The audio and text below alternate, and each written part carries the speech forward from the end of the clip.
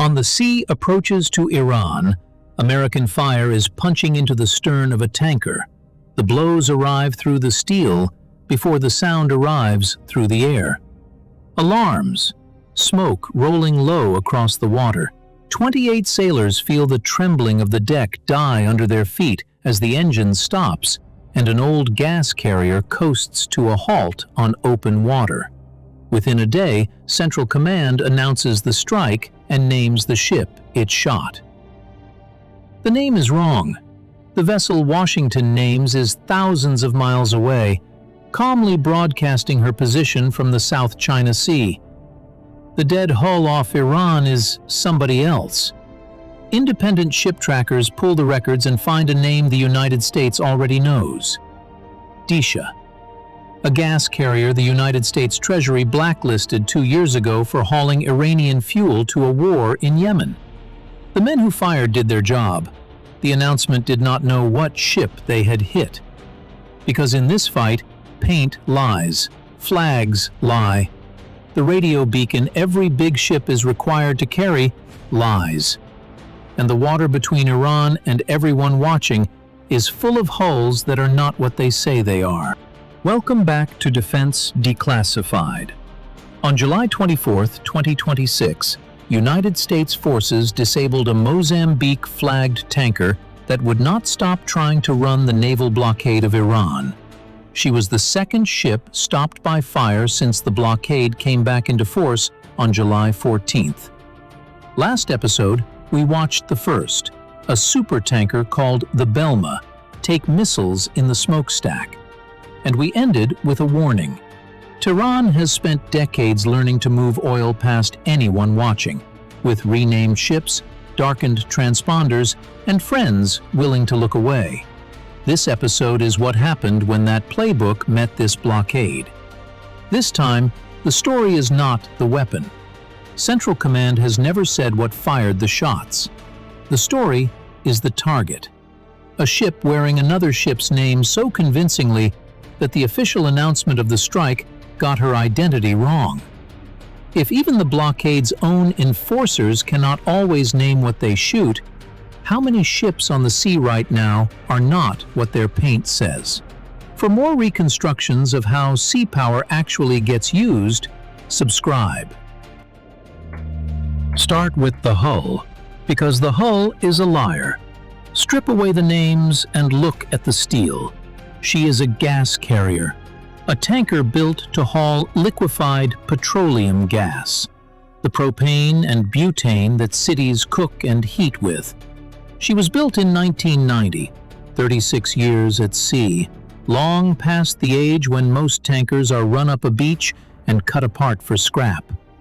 Hulls survive that long for one reason. Somebody needs a ship that no respectable company will miss. Her real name, the one in the ship registries, is Disha, and the Disha has a record. 2 years ago, the United States Treasury put her on its sanctions blacklist for carrying Iranian fuel to Houthi-controlled Yemen, and she had been seen working the Houthi-held coast in that country's northwest. A listing like that should end a ship's working life. No legitimate port, insurer, or flag will touch her. So the network that runs her bought her a new one. This is the machinery of the Shadow Fleet, and it is cheap. First, a flag. At sea, nationality is a subscription. Some registries will sell their colors to ships they will never inspect, and this hull flew the flag of Mozambique. Then the paperwork.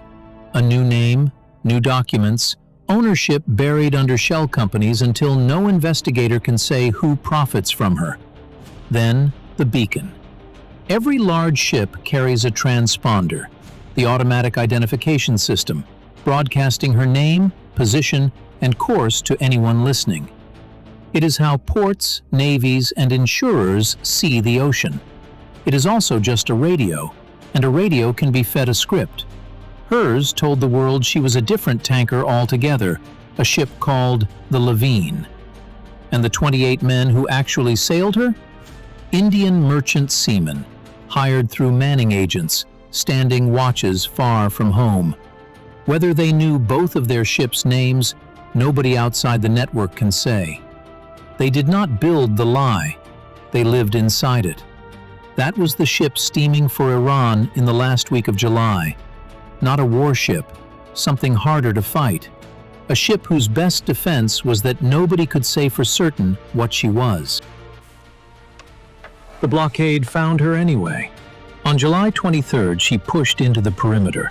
The ring of American surveillance wrapped around Iran's seaward approaches. She was challenged. She was warned. She kept coming. Again and again, by Central Command's account, she tried to break through toward an Iranian port, ignoring warning after warning. Somewhere in that pattern, patience ran out. On July 24th, American forces opened fire. Aboard her, the moment itself is beyond argument. Fire out of the empty sky or the empty sea, impacts felt through every frame of the hull, alarm bells, and then the stillness every sailor dreads, the engine tremor dying underfoot. The old engine fell silent, and she lay dead in the water off the coast she had been running for. What was in her tanks that night has never been reported. All 28 of her crew survived. India's embassy confirmed it. Every man came home alive. Hold on to that, because almost everything else about that day dissolves into dispute. Central Command says its fire went into her engine room, the same surgical logic used on the Belma 9 days earlier. Kill the machinery, spare the ship. What delivered that fire, gun or missile, aircraft or warship, it is never said. Then came the announcement, and the announcement is why this episode exists. Central Command declared it had disabled the motor tanker Lavine. Within a day, independent ship trackers checked. The real Lavine was broadcasting from the South China Sea, an ocean away. The hull, smoking off Iran, was the sanctioned Disha, wearing the Lavine's identity. The disguise had worked on everyone. It worked so well that it reached through the smoke and planted a false name in the official record of the strike. And the arguments did not stop at her name. The union that represents her Indian crew tells a different story of the strike itself. By the seafarers' account, the fire struck not the engine room but the accommodation block, the part of the ship where the crew eat and sleep. And the ship, they say, was not out in the Gulf of Oman at all, but near the Strait of Hormuz, close to Iranian waters. Engine room or crew quarters? Open Gulf or the edge of Iranian seas? The two accounts have never been reconciled. What is certain is smaller and stranger. A ship with two names was stopped by a weapon nobody has named, at a position nobody agrees on. 28 living sailors are the one fact everybody accepts. One day later, the blockade showed its other hand. July 25th, the Arabian Sea. A fuel tanker called the Charminar is making way under the flag of Comoros, a flag she has no right to fly. This time there is no gunfire. United States Marines fast rope out of a hovering helicopter onto her moving deck, boots hitting steel between the cargo lines, a verification boarding at sea. Central Command filmed it and released the footage. Less than 1 minute of it, the ship's name readable on her superstructure. It is one of the few moments of this blockade the public has been allowed to see with its own eyes. Her story rhymes with the ghost tankers. Independent trackers assess that she too had hauled Iranian fuel toward Houthi-Yemen, that she too sat under sanctions, and that a year before the boarding, she had been sold out of a known commercial fleet to owners nobody can identify. The Marines checked her flag, her papers, and her cargo.